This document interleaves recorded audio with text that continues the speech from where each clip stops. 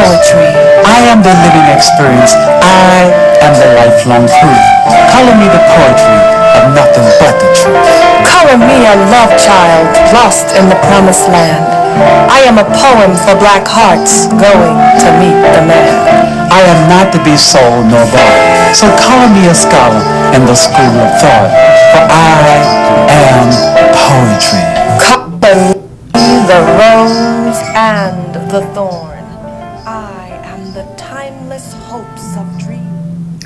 Hi, welcome to Color Me Poetry. I'm Poet Danny Queen. Welcome to another edition of Color Me Poetry. And today we have a wonderful sister here, and she's the author of the highest order, and in the person of Melinda Robertson.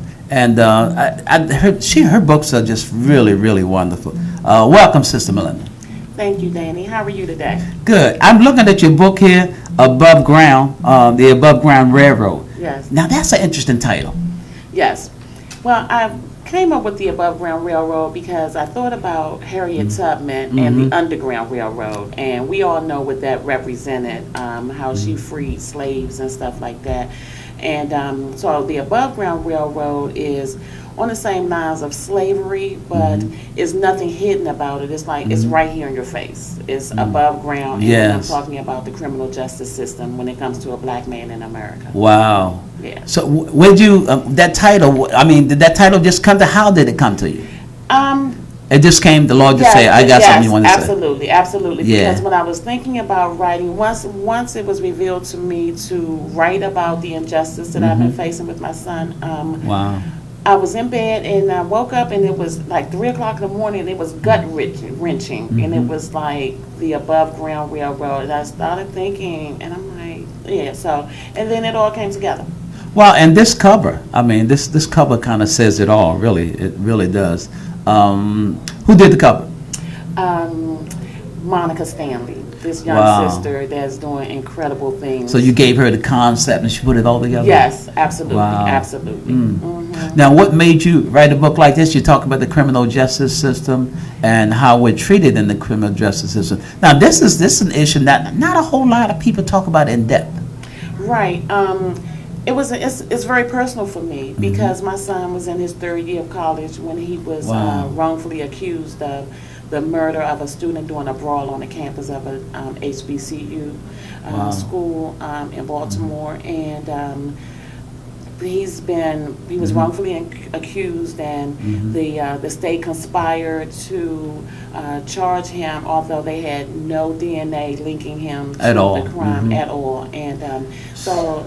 It was very personal for me because I had no idea that the criminal justice system is as corrupt as it is. So it's my personal experience, and I know God is using me to speak on behalf of other mothers because our sons are being kidnapped and held hostage in this criminal justice system. I call it the criminals. Justice system. Right, because it is. It is. Because it is what it is. Because they make the laws, but they also break the laws. Yeah, so it's important because there are a lot of single mothers like me whose sons have been wrongfully accused of crimes and all over the country. Yes, absolutely. Yeah. And the thing is, one thing I've learned, Danny, is that for a black man in America, he is guilty until proven innocent, and even after he's proven innocent, they will still make him guilty. That's what it's designed to do. Right, that's what it's always been designed to do. Absolutely. And it's to fill these for-profit prisons that a lot of these organizations are using, like Starbucks, Macy's, Wendy's, McDonald's, you name them. These million-dollar corporations are part of this for-profit prison where these inmates are being paid as little as 44 cents a day for labor. That's why. That's slavery. See what it says right here? It's modern day slavery. And that's exactly what it is. So I felt compelled to share this story, what I've experienced, so that other mothers can know that doing nothing is not an option. We have to fight for our sons. But telling your story will help other mothers who deal with the same thing. Absolutely. But the thing is, I'm no different from the other mother whose son has been wrongfully incarcerated. Yes. But the difference is that I've been working in the legal field as a legal secretary for nearly 30 years. So anybody that's affiliated with the law firms know that the secretaries pretty much do the work and the lawyers present the case. So there's a lawyer inside of me that's just screaming to come out, and obviously I've been able to put the pen to the paper to bring awareness to it. So how has other mothers in the community responded who know about your situation and of course know about the book? Why, a lot of mothers have reached out to me just saying basically that their son has been wrongfully incarcerated, or that they have been fighting the criminal justice system, and just asking for years. me, what can they do? And I encourage them to write their local congressmen and senators and just be consistent. Just you have to never be give up. Exactly. Consistent. Because this started for me in March 2016, and I'm still fighting. I am fighting every day. I mean, I have contacted Baltimore's mayor, the attorney general, the state's attorney, the governor, you name it. Have you gotten responses from them? Well, the thing is, no, not really. Well, I would like to say that Senator Ben Cardin, he responded. Senator Mike Miller, he responded. Senator Elijah Cummings responded. Congressman. Congressman Elijah Cummings, he responded, basically saying that it's out of his jurisdiction. Senator Cardin suggested that I contact Senator Miller, and I've contacted Marilyn Mosby, the state's attorney's office, on numerous occasions. Yes, on numerous occasions. But the reality is that the state dropped the ball. They went after the wrong person, and they are adamant about continuing to hold my son, although they know that he was found not guilty of these charges back in 2017. During the trial, the judge added an accessory after the fact charge, right? Which I didn't agree with, but it took those murder charges off the table, and the jury came back and convicted him. So this is evidence that wasn't brought up in the trial? Right. Well, see, the thing is, my son, he professed his innocence from day one, and I have stood by him. We went to trial. Again, I was just appalled during the trial that they had no DNA evidence linking him. The medical examiner testified that the person responsible would have had blood on them because the young man bled out and the blood gushed out on him. So they had my son's entire outfit the day in question, from his shoes to his pants and everything. They didn't find any traces, nothing. DNA evidence whatsoever? None. And so that means that they could have and very well should have dropped the charges after that, because they sent everything to forensics and it came back negative. I don't understand. I mean, but because it was a conspiracy from day one. For instance, the state showed a video of a car fleeing the scene off the campus, right? And they never obtained a search warrant for it. Now, my son testified that he was a passenger in that car with 4 other guys, but they never obtained a search warrant for the car. Why secure the crime scene if you're not going to? They had a search warrant for my car in PG County, but they didn't have a search warrant for the car that was caught on surveillance fleeing the scene. So I don't understand that. And they have it on camera? They had it on. Let me tell you, they had the audacity to show the video at the trial. They showed the video of the car fleeing the scene. My son testified. So when our lawyer asked, "Well, did you obtain a search warrant for the car that you just showed fleeing the scene?" The detective said no. I didn't think it was necessary. Why wouldn't it be necessary? Why wouldn't it be? It's fleeing the scene of a crime. Right, so it boils down to look like to me that'd have been the first thing. Exactly. You'd have checked out. They dropped the ball, and they focused on my son solely. For instance, there were 4 other guys in the car. No one went to trial but my son. They threatened the other boys in the car and said, basically, if you testify on his behalf, then we will charge you with accessory after the fact. So It's just, I mean, and the thing is that The criminal justice just system. the criminal justice system, particularly in Baltimore. Like two guys one guy was released in May and one guy was released in July after doing like 15 years, and the other one was doing like did 20 years, Wow. and then they've been exonerated. So it's just Knowing- mind-boggling. Knowing and dealing with all this, how did the book come about? How the creative process worked for you? I know part of it was pain. It was Lot of so pain, painful yeah. because, okay, first of all, the first year I was so consumed with it that I was angry, and I was just so angry, and I just wanted my son home. Okay, Yes. so after the first year, so then I'm like, okay, God, use me. What do you want me to do in this moment? So at that point, I started to trust the process. It's because the first year I was rushing the process. Yes. So the second year I started trusting the process, and I woke up about 3:00 one morning, and the Holy Spirit said, write a book. And I remember sitting up in my bed, Now- just crying, saying, "You want me to write about this, Lord? You want me to write about this?" Because it was so painful. This was like a year later. This was a year later, right? Wow. So, and I'm like, "Oh my gosh, you want me to write about it, God?" And I'm just. But that's helping to cleanse your spirit. Right, exactly. So Yes. then I'm like, okay. So that morning I'm like, okay. So then I Wow. started putting the pen to the paper, and because my daughter and I, we went to trial. We went to trial, to the trial. It was 4 days, and Yes. we took notes throughout the trial. So I was able to use those notes and start writing my chapters. Well, now let me say to those who may be just tuning in, we're talking to author Melinda Robertson and her beautiful book, though painful it may be, above ground. I'm sorry. The Above Ground The Railroad. Above Ground Railroad. Yes. And well, that's what's been happening. They've been railroading us for years. Oh, absolutely. Hundreds of years. Been Absolutely. railroading That's why I us. thought this name would be Appropriate, yeah. appropriate for it. Absolutely.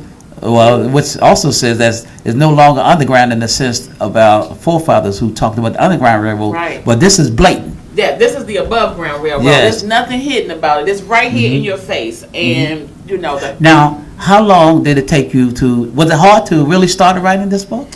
Yes, it was very painful. Painful, There yeah. were times that it brought me to tears because I was reliving those moments and reliving the trial. And it was just very painful, but at Yes. the same time, it was therapeutic. Right, that's what I was thinking. It was Because therapeutic. writing can be It was- therapeutic. Right, exactly. It Yeah. was painful, but there were times where, when I was writing that, I was just overcome with emotion, and I just cried, and I just had to come put it down and come back to it. But I knew it was necessary. To do that, Yeah, yes. I knew it was necessary. Because you know that there are other parents and other people going through the same thing. Absolutely. And it's very painful. I'm glad you wrote it because that helps us. That helps Oh, all of us. That helps the absolutely. community who may be going through the same thing. Absolutely. To know that, you're not the only one going through it. Exactly. And the thing about it is that there's purpose in your pain. Yes, there's always But we purpose have in to pain. seek that purpose. And a lot of times we focus on the pain as opposed to focusing on the purpose. So I just encourage other parents to focus on the purpose and understand that wherever their child may be, God is with them. Yes. I'd like to share this short poem simply entitled Drenched in Black Blood. Lynched by Uncle Sam, Willie Lynch, and Jim Crow, white supremacy is drenched in black blood from head to toe, drenched in injustice. Wow. Most appropriate. Yeah, because that's how I feel. That's how it is. That's how it is. And the Drenched thing in about injustice. Right. And the thing is, that's how it's been. That's how it's always been. A lot of Yeah. times we're oblivious to these things because it hasn't affected us. Well, that's what I was thinking. Because I had no idea that the Yeah. criminal justice system was so corrupt. Because Until you come face to face with it. right, exactly. Yeah. Until it's Man. until it knocks on your door, you don't Yeah. know. Well, I think many of us in our families, if we haven't been directly involved, we all know somebody. I got a family, who's dealt with that criminal justice system in one way or another. Yeah. So, I mean, it's one thing when your child has done something that, they broke the law, they have Yes. to be held accountable. That's just the way it is. But it's altogether different when your child is innocent and they have been wrongfully accused. And you know it. so many elected officials turn a blind eye to it. You know, I get so sick and tired of seeing situations online or seeing situations in the news or reading about situations where this brother been in jail for 30 years, 40 years, and then the DA comes out and they find out that he wasn't the person who did it. That he was totally innocent. Right, and that's all 30, that time. Right, and that's 30 years that they will never get back. Even if he's compensated financially, that's not gonna bring back. Exactly. His kids are grown now. Like Yes, one brother that's in right. Baltimore, he was 21. He got locked up on his 20th birthday, Wow. and his daughter was a day old when he got locked up, and he was just released in July this year, and he's 52 now. Wow. So he missed his daughter's entire. You know what I mean? It's just Now, heartbreaking. From beginning of to the end of writing this book, I guess what I would say is that was it a process? Was there different the whole gamut of emotions from the beginning to the end? And after you finished it, what were some of those emotions that you were feeling? Well, the thing is, I'm still very much living this situation because my son is still incarcerated. Well, the book actually, like I said, it was therapeutic. It was necessary. It was an eye opener, and I was consumed with a lot of emotion because it's so personal for me.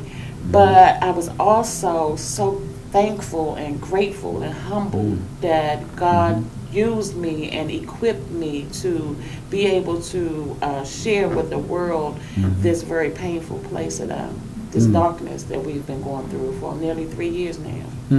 This too shall pass. Though my heart is broken and my mind is numb, I know any day my change is going to come. Yesterday I was down and out and in the days, but I'm so glad I know that trouble don't always come to last. Just when my lost faith came up found, the power of belief turned my world around. So with faith as my life's long guide, I know in my heart that there is a brighter side. And because trouble don't always come to last, in my heart I know that this too, my sister, shall pass. Absolutely.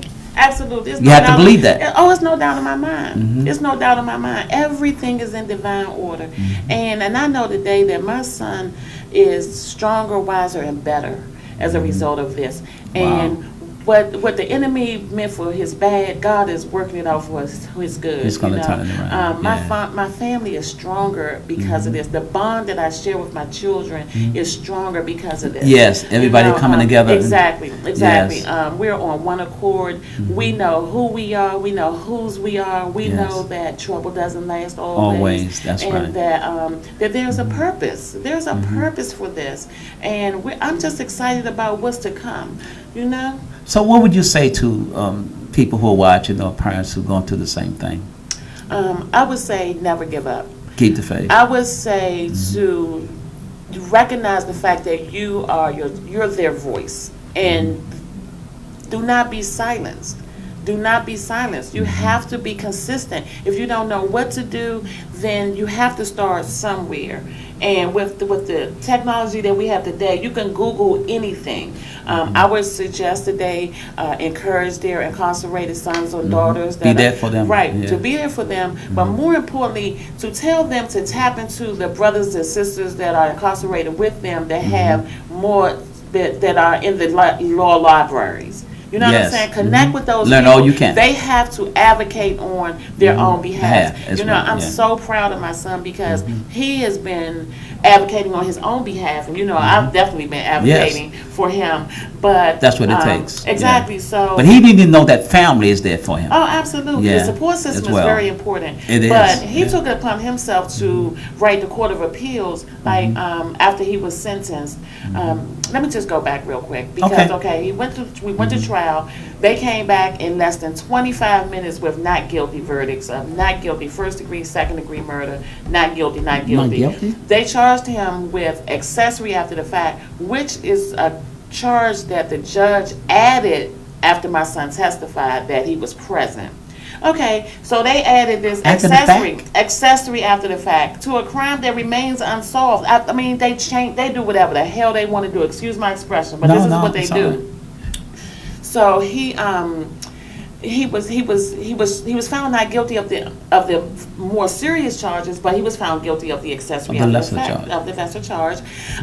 The pre-sentencing investigator recommended a suspended sentence, probation, and or a suspended sentence because my son was in his third year of college. Wow. He had no priors never been involved in anything. So she recommended that time served, actually, because at that point he had already served 9 months. So they recommended time served and probation. Wow. The judge gave him 10 years. 10 years, unbelievable. 10 years. Wow. And suspended too. So, and I've been fighting ever since for that. Ever since. So after his, so that was in January 2017. But my son, being, advocating on his own behalf, Yes. he wrote the Court of Appeals, and they accepted his case. So in June 2018, his conviction was overturned.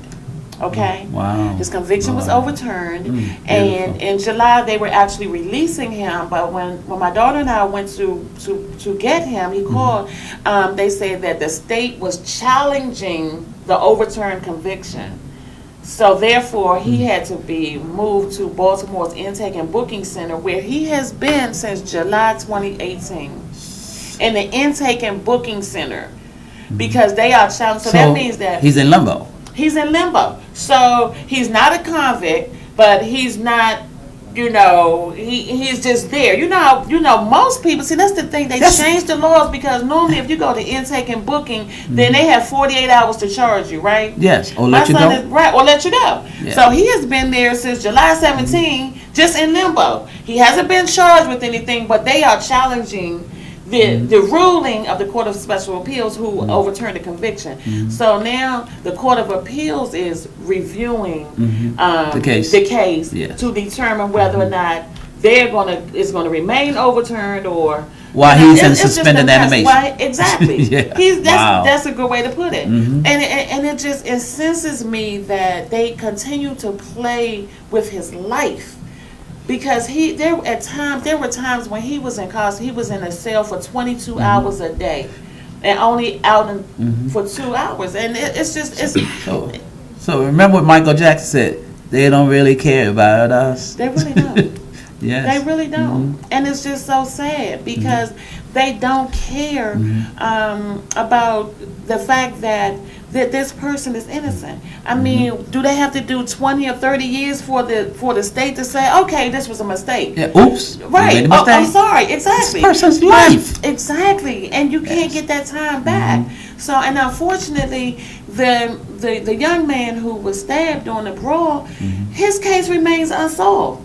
Wow. They were focused on the wrong person, so the right person got away with it. Well, sometimes if you're black, they don't care what's right or wrong. They want to put on somebody because they want to get this case, unsolved. They don't want to just be a cold case. Exactly. So they put it on somebody. They don't care. Exactly. Don't care. But you know what? They got the wrong somebody. Because I am and always will be my son's advocate. I've never been married, but I've been married to motherhood. And I was a teen mother. My daughter is, almost 37 years old now. So I've been doing this for a while. I've been doing this for over 35 years. So I got a little experience. So and that also brings me to your other books as well. Your first book on motherhood. Yes, Motherhood, What You Don't Know. Yeah. Yes. What about that? Talk about that. There's so much these young girls don't know about motherhood. And like I said, I was a teen mother, so I felt compelled to write about motherhood and what it really entails, because back then, this Motherhood, What You Don't Know was released in 2005, and it's at that time, a lot of 11 and 12-year-old girls were having babies. It became the norm in the babies DMV. having babies. Babies having babies. Wow. So, and I was 19 when I had my child, but my life just took I had no idea what I had gotten myself into. I had already graduated from high school, but I was still living at home, and I didn't know the responsibilities associated with it. So I decided to write Motherhood, What You Don't Know, so the young girls would know that it's not a game. This isn't something that, I want to do it because everybody else is doing it. No, this is a lifetime commitment, so I felt obligated to write about it. You know, I had a line in one of my poems called "Babies Making Babies." There was a line that said, "This ain't no Cabbage Patch Kid." Oh, exactly, exactly, and that's what's on the back of the Motherhood What You Don't Know book. It does say babies having babies because that's what they that's what they were.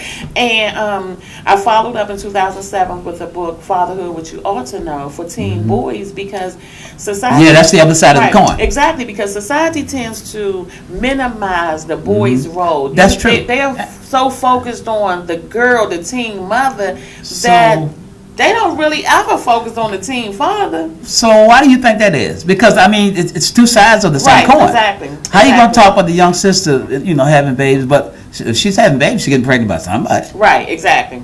I don't know, but I know that Fatherhood What You Ought to Know was very well received. Really? Yeah. Why do you think that is? I think it's because that book, Fatherhood What You Ought to Know, was about two 15-year-old boys growing up in D.C., in the streets of D.C. Yes. One of them, his father left when he was 10, and the other one never knew his father. It was in D.C., but it could have been anywhere. Right, absolutely. But the book was based in D.C. In D.C., And it was I just take the readers through the lives of these two young men that trying to find themselves, and it was very well received because I wanted them to understand that they also have a responsibility to prevent teen pregnancy. Exactly. I mean, and then they don't play today. Those days are gone when you could just make a baby and keep it moving. No, they're not doing that. No more. You can't get your license sometimes. They suspending your license, do any income tax. I mean, whatever. That's right. Bad with it that they'll take your wife. They'll take the man's wife's income tax. They don't care. They'll lock you up.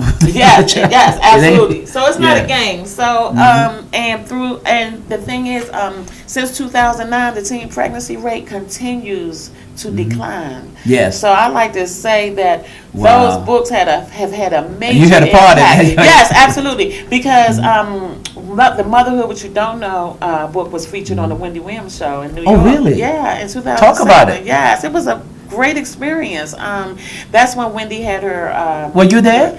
Yeah, I was there. You invited? Yeah, I was there. Oh, wow. Yeah, I mean, Wendy had this that's when Wendy had her radio show. And Charlamagne the God was her assistant then. Oh, wow. And it was a great experience. You've been blessed. God is so amazing. God is good. Won't He do it? Every time. Every time, yes. That brings me to a piece I like to share. We're going to talk about the other book also, your latest book. You are what you think. To rise and shine and find the missing link, you must be mindful of the thoughts you think. If you think your sense of self is dull and numb, just remember, whatever you think, you become. When you are at one with the all-knowing mind, you can turn failure into success every time. Listen to the inner voice, think right, and just be still. Inspire yourself, and you can do what you will. But take heed to the seed that you cultivate. For what you think and feel, you create. To know the life force within and the power divine, the kingdom of heaven is in the garden of the mind. If food for thought is but food for the soul, the infinite spirit of wisdom will always make you whole. For to rise and shine and find the missing link, you must be mindful of the thoughts you think. Absolutely. You are what you think. You are what you think. You know, people say we are what we eat, and we are. But how much more are we what we think? Yes. That means everything. It means everything. It means everything because what a person thinks of themselves. Yes, self-respect. That says it all. And because how you think is how you act. If you don't have self-respect, as my mentor, my late mentor, the Dr. Francis Cress Wilson used to say, if you don't have self-respect, you have nothing. No respect. You have no respect at all. Because you have to have it. You have to. How do you respect other people if the whole world see you not respecting yourself? It's not going to happen. Absolutely. You know, two ways about it. And so I also want to talk about your latest book as well. That's the Above Ground Railroad book. Oh, okay. There's another one, The Mistaken Identity. Yes. That book was actually released in 2014. Oh, okay. Yes, Mistaken Talk Identity. About it. My first two books were for the teens on teen pregnancy. Yes. So in 2014, I decided to change genres, and this book was written for the grown and sexies. And here we go. Lord have mercy. Yeah. So it's a romantic book. No, it's actually the story of a 30-something-year-old woman that was living life on her own terms. She was successful and had it all, but when it came to love, she was lacking. You know, she had a tendency to choose the bad boys, if you will. Oh, okay. And it's about her finding herself and being transparent about Coming the to different age. men. Yeah. Exactly, because men have always had a lot of women and stuff, and they We do? perceive that I didn't know men are that. supposed to be like he be pimping, he this and he that. But if a woman has more than one guy in her life, then Oh, so then the- she's perceived as being a whore and all of that kind of stuff. So the tables are turned? Well, I mean, she just knows who she is Yes, and what she wants, and she's kind of like living life on her own terms. Right, More than exactly. McIntyre, yeah. So, so she kind of gets caught up in the rapture, and she gets pregnant, and is not sure about the father, that kind of thing. So, mistaken Now, identity. where did that title come from? I just thought that would be good. And see, the thing is, when writing, you want to make sure that you have a catchy title. Yes. So And a catchy cover. And a catchy cover, yeah. Yeah. And I really like the cover. And the cover was done by Too bad we don't have the cover here. Kennard Goodman. Oh, we do? Okay. Actually, yeah, we do. Oh. Yeah, and it's Oh, like, yes. like Beautiful. a red bottom shoe being kicked through the glass. Oh yeah, Yeah. I love that. I love that cover. Yeah. With the shoe. Yeah. Yes. I wanted a red bottom shoe, and I had a sister. She loved some shoes. yes. Girl had 700-pound shoes. Wow. And women love the red bottoms. So Yes. And so this was a different turn for you. yes, it was, and that was released. In Was it fun 2014. writing? It was. Really? Because Now- I feel like I know Morgan McIntyre personally. How the characters give me so give me some of the characters in there.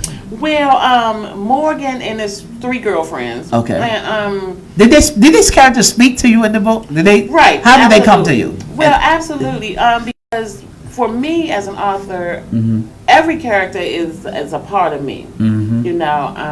In some way, shape, or form. So, and I kind of base my books on my experiences to a certain degree.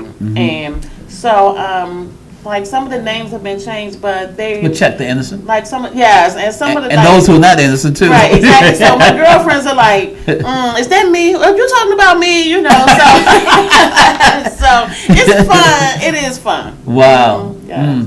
And the other thing I was going to say, in writing a book like this, it takes you to a whole nother kind of thinking.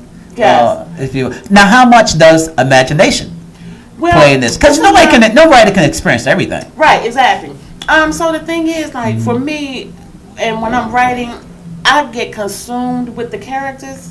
So then when I'm going to sleep, and I might wake up in the middle of the night and say, Really? "Oh, she's going to do this. Oh yeah, I got to make sure that she does that now." Now, wait a minute. Because I get consumed with it, and then I'm constantly, thinking about ways to. So that subconscious mind's working even when you sleep. all the time, exactly. Wow. And I do it too, but right, exactly. But I've always, we've always been encouraged to keep a pen and pad by your bed, so you can write down. So notes. that's part of how the writing process worked for you. Definitely. It's not always conscious. Sometimes subconscious things come. Do you write notes or Yes. or you at I work make a somewhere little and the note. character starts speaking to you at the wrong time? I can't stop now. Right, exactly. Then it just like, I'm on a metro, I'm at work, it just comes to me. Then I'm like, okay, that would be a good ending. See, and I've always been an avid reader, so I write according to how I would want to read it. So how much and how important? Because we're gonna get back to that in a second. But how much and how? Well, let me put it this way: how important is to read for writers? I think it's very important. It is I monumental. think it's very Yes. important, exactly, because that's how you can see how other authors develop their characters and Ideas are formed. Right, you can exactly. Yeah, exactly. through your reading. So that writing process for you takes a whole nother turn. Right, Because exactly. different writers write in different ways. Right, exactly. But when you said you got me when you said sometimes it wake you up out of your sleep. Definitely. It definitely woke me up with the Above Ground Railroad because I kept saying, well, what am I going to call it? What am I going to call it? And, then I just remember going to sleep that night and I was thinking about, as crazy as it sounds, but I was thinking about Harriet Tubman and the Underground Railroad. Yes, I was. Wow, that's interesting that you say that about Harriet Tubman, because Right, exactly, our exactly. ancestors. But you have to understand, I was in a very, very dark place at that time, because at that point my son had been incarcerated for over a year, and different times he was in lockdown, and Wow. and stuff And like that weighs that. heavy on your heart. Right, exactly, Yeah, it's got to. exactly. Yes. So for me, I needed that. I needed to do that. Well, to me, it seems to, like you're saying, that the writing process for you in many ways have been like a natural high, if you will. Yeah. Yeah. Natural high. If you're not afraid to try, ain't no way life can pass you by. Because when you know who you are, you can fly on the wings of the wind. But you got to know you got the power within. And so long as nothing beats a failure but a try, let me live my life on the wings of a natural high. I've been down, but I ain't never been out. And I've hit rock bottom enough times to know what I'm talking about. Somewhere beyond and above, the breath of life is God's gift of love. Through all pain, heartbreak, and strife, I'm simply hooked on the higher life. And so long as nothing beats a failure but a try, let me live my life on the wings of a natural high. Yes. Yes. Writing for me has been Yes. a natural high as well. I mean, it's nothing that I went to school for. This is something that you have. Right. It's natural. It's just natural. It's natural, yeah. and I'm just so thankful for the gift. So thankful for the gift to be able to Express yourself. Express, Yeah. yes, Communication. yes. It's so important, Wow. and I'm just so thankful that. So where do we go from here? Well, the Above Ground Railroad 2 is going to be released in 2019. Oh, wow. It's the part two. aftermath. Yes, it is, because this book stars from the Above Ground Railroad is from the day my son was arrested through 2018, when his sentence modification Right. request was denied. So, and that stopped in May 2018. So I have to bring readers up to date with everything that has transpired since then, since his conviction was overturned, and where we are today. I think it's important because I want to show readers and the world how this injustice continued to happen, and I know that it's political because they Of course. dropped the ball, and rather than admit that they have the wrong person, They make it political. right? Well, see, right, The exactly, nature of it is political, because they're you know? never going to they may never get a conviction. Yes. And it's wrong that they continue to hold an innocent man that they know is innocent. But the whole system. Melinda, It's the system. I know wrong. it is. Yeah. Exactly. I mean, it's corrupt. The whole system need to be revamped. It does. It does does. But need the to thing be about it revived. is that's why we have to have conversations like this. Yes. You But know? it's So to I some thank people. you for allowing me. It's share. to some people's advantage that it is the way it is, the Right. status quo. Right. Exactly. But we have to change it. We have to change it, and we have to make elected officials take step up to the Responsibility, plate and take accountable. responsibility, be accountable. Yes. Because there's like, well, I'm here now, so But see- they are so concerned and consumed with the next election. Oh, and yeah. that's when you see them when it's election time. That's when vote you hear for me, from them. vote for me, vote for me. But once they elected and They they do have whatever. 2 years Yeah. or 4 years in office, then it's like they don't want to be bothered. They collecting a paycheck. But what gets me sometimes with the system, they say, well, it's all personal responsibility. No, but it's also public policy as well. Absolutely. Absolutely. I don't know any other way to put it. Right. It's I not all personal responsibility. agree. It's personal responsibility, yes, but it's also a sense of public policy also that makes the difference. Absolutely.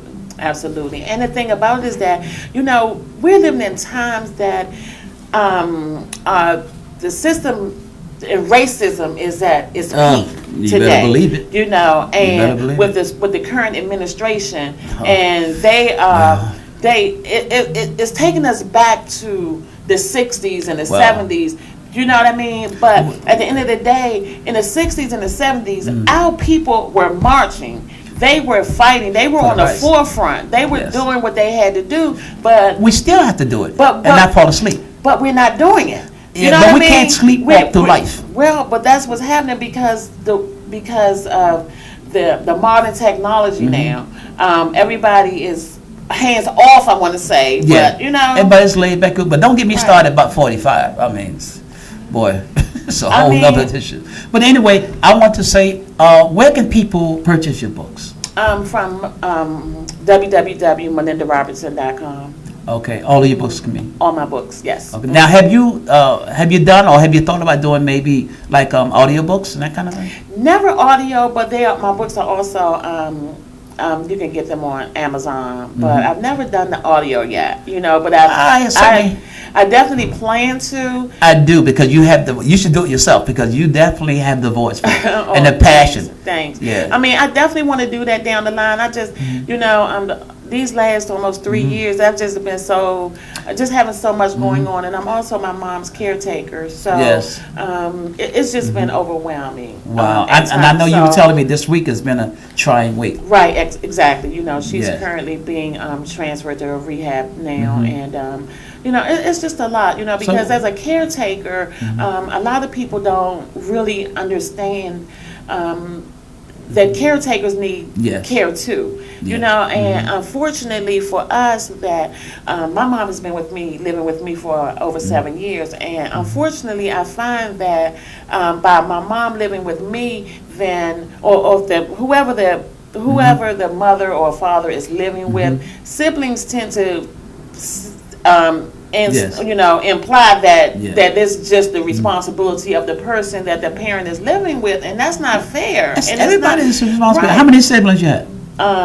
It's 4 of us now. My oldest sister passed away. It's a small family. Right, so there was 5 of us, but it would make a world of difference if everybody be on board, Yes. and I just encourage people that are caretakers to reach out, Yes.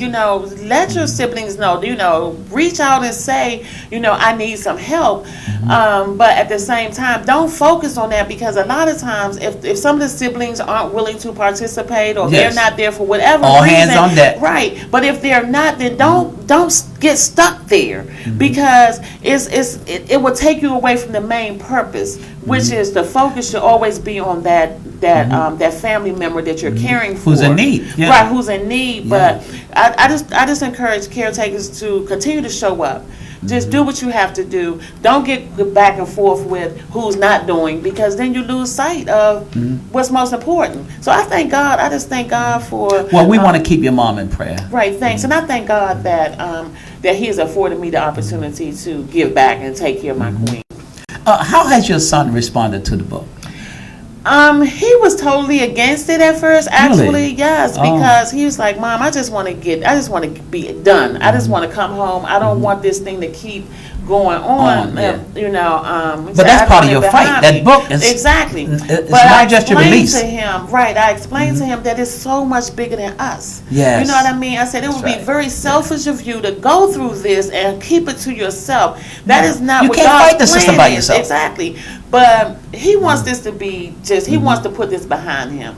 But like I told him, he has to own it. This God chose him, and He has equipped him for this. One of the first things he said to me in the very beginning was, "Mom, all my life you told me about God. I mean, I was in the choir, we went to Union Temple, but I never knew Him." And he said, "But I'm getting to know Him for myself now." You got to. Yes. I am because God is. Because of the God force within me, He is mine and I am His. For I am what I am, all because God is. God is my heavenly Father from up on high and above. For He's the light of all life in the spirit of heavenly love. And when I find that I'm in need of heaven's intensive love and care, I just bow my head and whisper a prayer. And when light suddenly smiles upon me with a frown, and all my ups start to look down, I put my trust in God, because He's always around. My God is forever mine, as I am eternally His. For I am what I am, all because God is. Thank you for coming and sharing with your sister. Thank you so much for having me. I Yes. really appreciate it, my brother. Yeah, we're looking forward to having you back. Okay. I'll keep you and posted. please The aftermath is going to drop in 2019, the spring. We're going to be looking for it, and you're going to do well. Thank I'm you so telling much. Please continue to keep my family in your prayers. We'll do. Okay. This too shall pass. Absolutely. It's already done. Yes. It's already done. We're just waiting on God. Any minute, any moment, any day. Thank you so much. This is Color Me Poetry. I'm Poet Danny Queen. Thank you for tuning in. We've been talking with author Melinda Robertson, and she's the author of the new book, Above Grand Railroad. And we thank you so much. Until next time, this is Danny Queen. Color Me Poetry. Be at peace. Thank you.